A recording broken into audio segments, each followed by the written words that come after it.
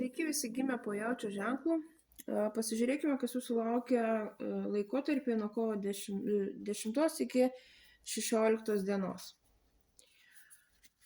Kokios savaitės perspektyvos, ko vengti ir patarimas jums.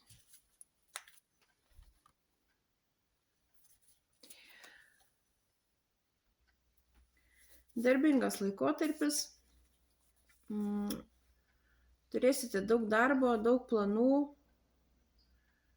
būsite įvertinti už savo profesionalumą, už savo meilę darbui ir pasiekimus. Ko vengti? Venkite per didelio pasitikėjimo kitais, tokio pernelyg didelio jautrumo, bereikalingo švelnumo,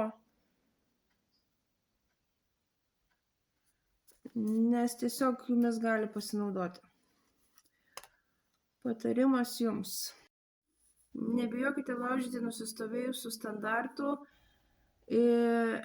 pabandyti kažką naujo ir išeiti iš įprastos jums aplinkos.